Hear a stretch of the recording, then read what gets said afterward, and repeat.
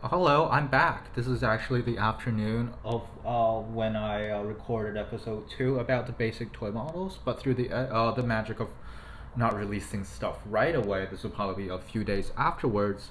And I'm back talking about the premium models, and specifically premium models that are not true 164.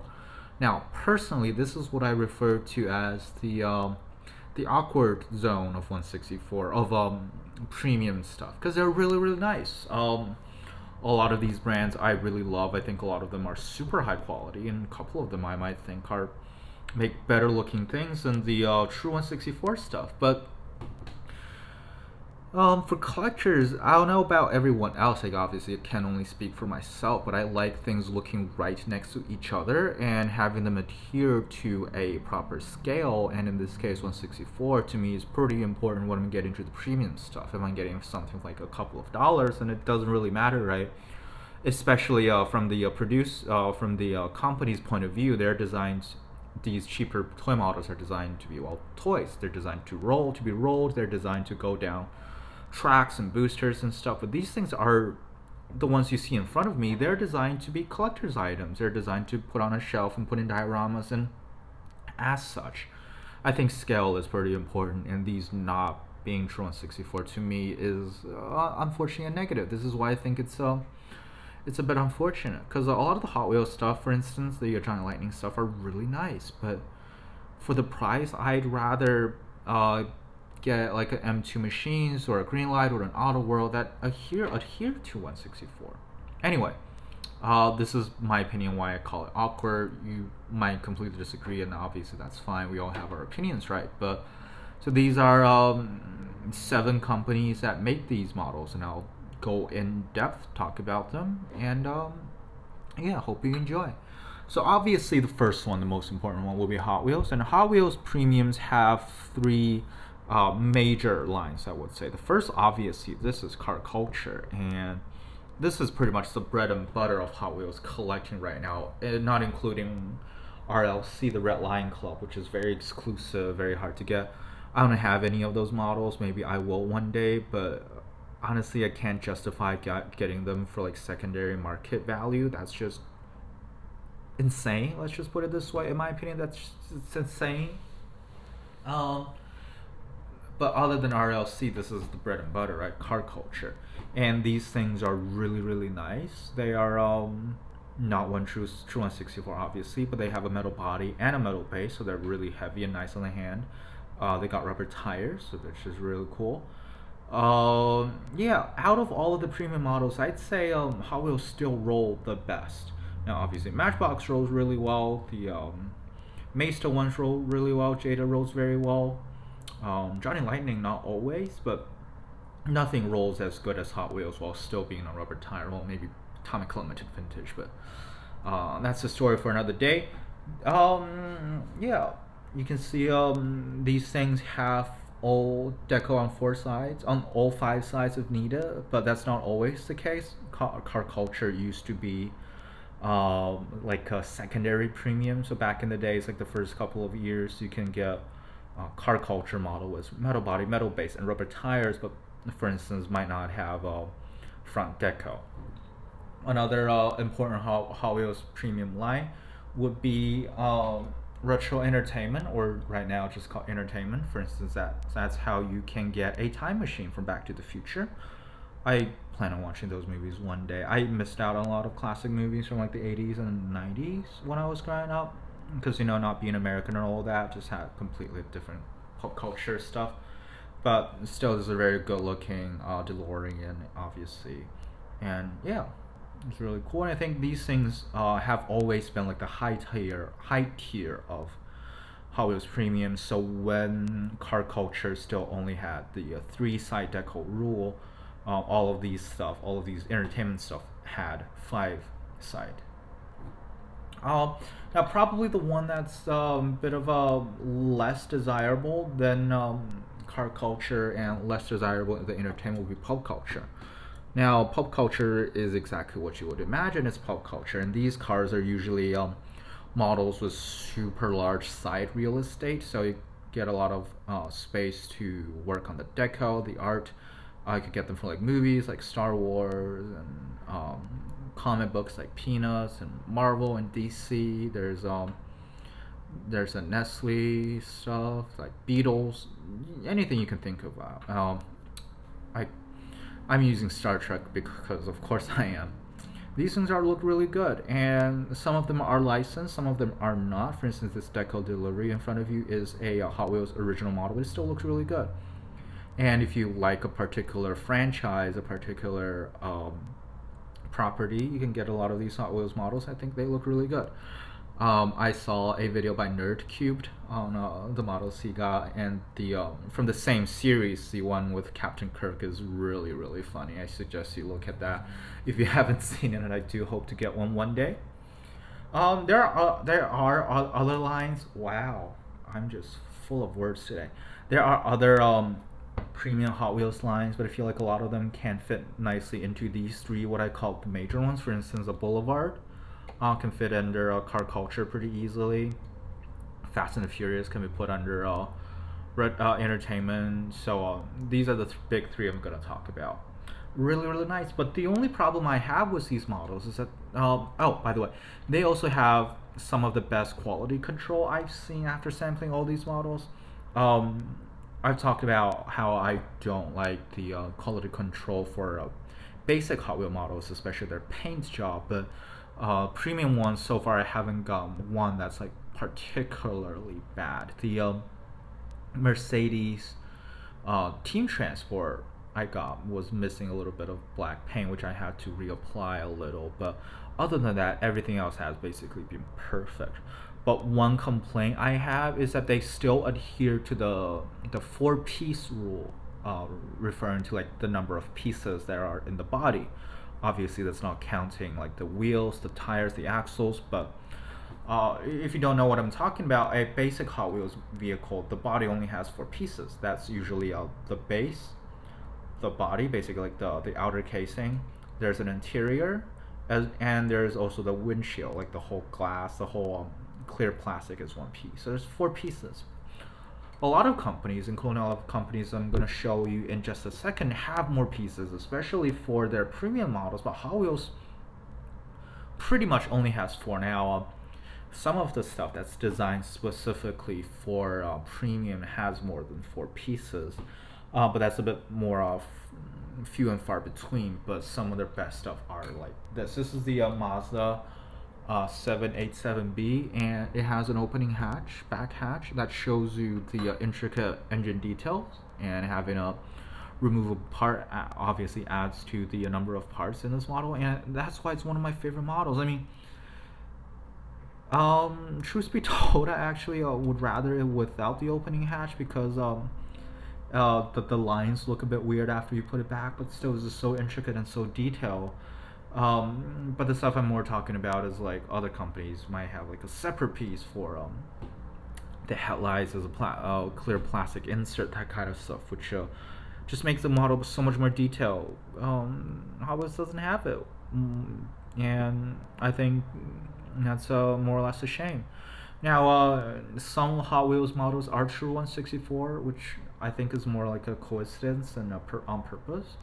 But most of them are not, which I think is just really a shame, because they're really nice. Being a true 164, I will probably, well, it might be a good thing, because if they're true 164, I'll be spending a lot more than I am currently, and I'm already spending quite a bit.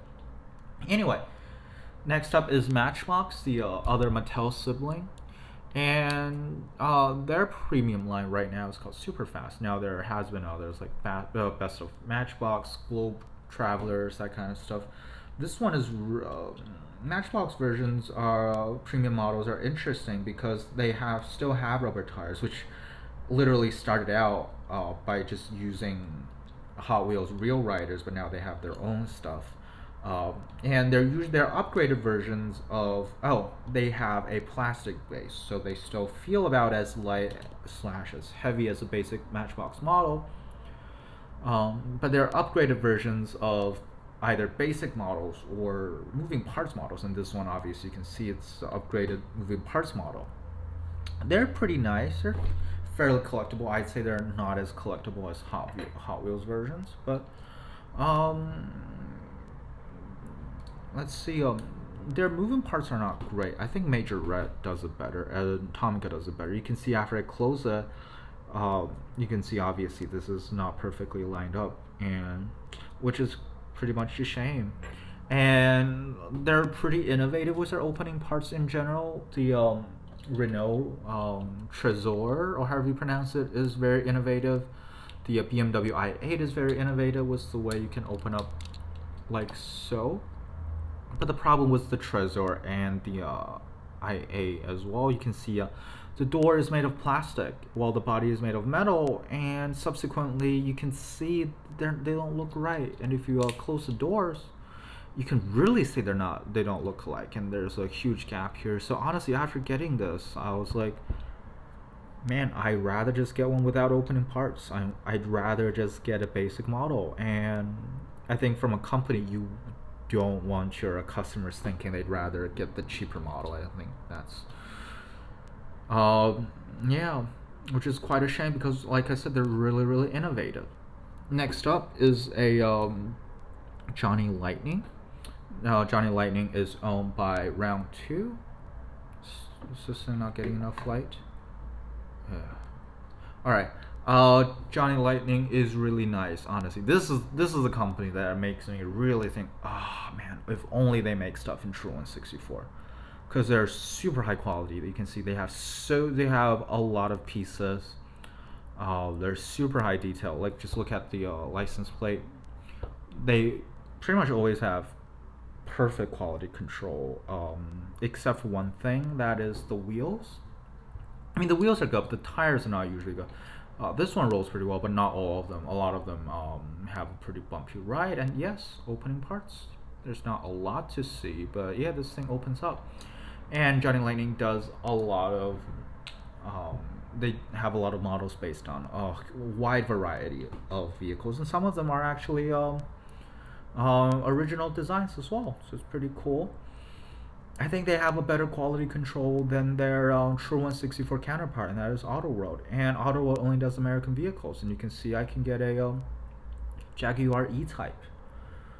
So yeah, and here's another example of Johnny Lightning. It's a AMC AMX.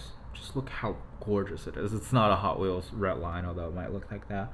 And you can already see, like, this is a problem I have, is their tires are well, turning into kind of a weird abstract shape. And this is how it came out of the package. I don't know why that's the case, but it's a bit of unfortunate if you ask me. There's another line owned by Round 2, and that is Racing Champions. And there's not too much to say about Racing Champions because, in my opinion, they're pretty much just Johnny Lightning with a different name. They're pretty much the same quality, which means really high quality. This is the only model I own from them, but this one actually rolls really nicely. But you can see, like, the Impala on the back, like, just you can easily read it through your screen, I'm pretty sure, which is just gorgeous. You can see there's actual I think that's not a paint, actually. I think that might be like an extra blue piece inside the engine. Well, it's either that or the paint, but either way, it's super detailed. Just looks gorgeous. Yeah, Johnny Lightning and Racing Champions are the two brands that I wish are in True 164. And next up, oh, this is interesting. We have a brand that claims to be 164, but it's obviously not because it's humongous. And this is Mesa, and it's something I'm not the biggest fan of. Well, I mean, it's a nice looking model, don't get me wrong, but I just definitely take umbrage with companies saying something is 164, but while it obviously isn't, this is kind of like the people that says stuff metaphorically but say like, oh, I'm literally dead. It's like, great, now we have to clarify if it meant like literally or like literally, which is just stupid. But it looks really nice. It's similar to Matchbox, as in it has a metal body, rubber tires, but a plastic base, and you can see it's really nicely detailed. Just like was basic Mesa, the paint is really on point. The only problem being the headlights, which just looks single color coating, which just looks a bit flat and not really three-dimensional. But you can see there's actually side mirrors, which is really nice. And in a second, when we get to the back, you can see yeah, the Corvette logo as well as the exhaust pipes is really nice. But the thing is, the packaging says it's 164, and and you can see there's a detailed interior painting as well. It's pretty nice. There I do have another premium Mesa model. Mesa, this one's a bit frustrating because a lot of their stuff look really good, and I'm sure they look in hand they look really nice as well, because like I said, their paint is always on point. By the way, if you see like paint chip on this model, it's designed to be that way. It's designed to look like a old beat up gasser. This is the Bel Air gasser, and this one happens to be 164. I did the numbers, and it happens to be a proper 164, but that's more of a coincidence. They look really nice, so part of me wants to get more Mesa, but other part of me is like, you never had a great experience with them. You're just gonna keep hurting yourself. But yeah, another brand that does this stuff is Jito. This one is the worst offender, because, well, it says on the base. It says on the base, if you can actually focus, you see a number blah blah, blah scale 1/64, and that's a dirty lie. This thing is so big, like seriously. If you think this is bigger than like a Buick station wagon, I mean, let's see. This is a proper 164 green light.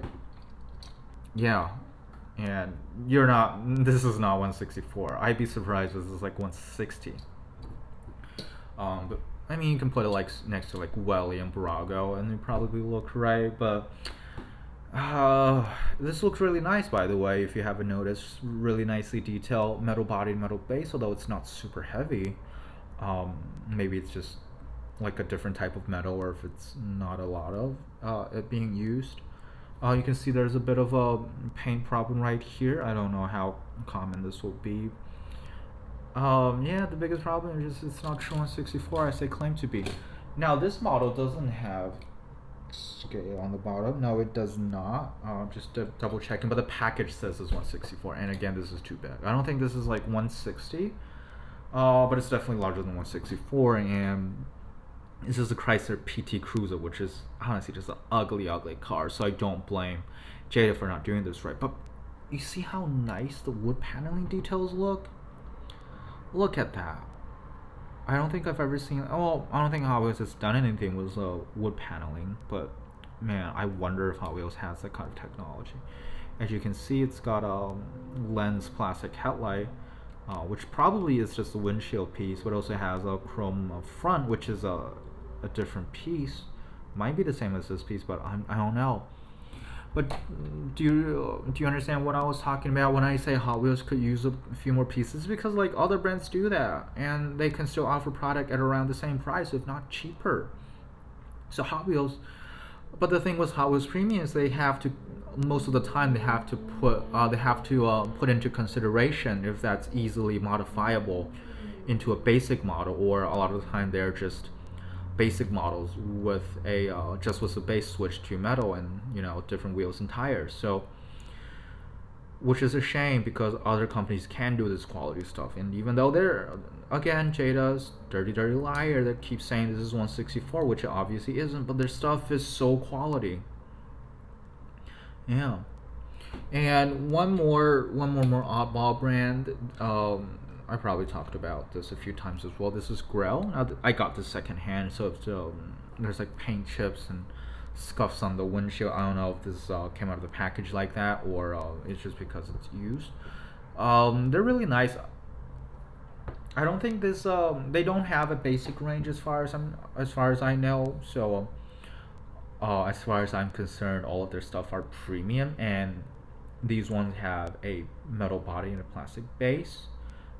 Real rubber tires though, and they're alright. They're not like the greatest thing in the world, but what they do have is pretty much a monopoly on the Eastern Bloc stuff. So Russian cars like the Volga or the Lada, or East German cars like the Trabant or this bar class. There's pretty much not another brand that makes those. So these are really nice. You can see the printing is really nice. The detail says Feuerwehr, which is German for firefighters or fire brigade.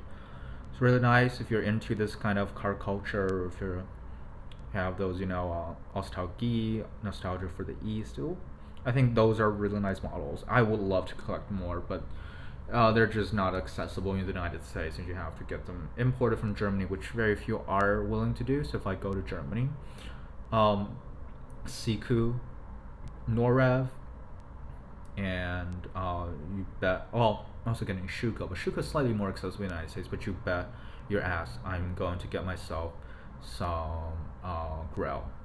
So that's it for this video. Next video, part 4 will be the stuff I'm most interested in. I do have a couple more brands coming in, so that one might take a while, or maybe I'll just change my mind and decide I'll do without. But I hope you enjoyed this video, but I do think the next video is going to be the most exciting, the most interesting brand comparison. So thank you very much for watching. Hope you enjoyed it. Hope you found it, I don't know, entertaining, educational, blah blah blah, whatever. Just hope you like it. Thank you for watching.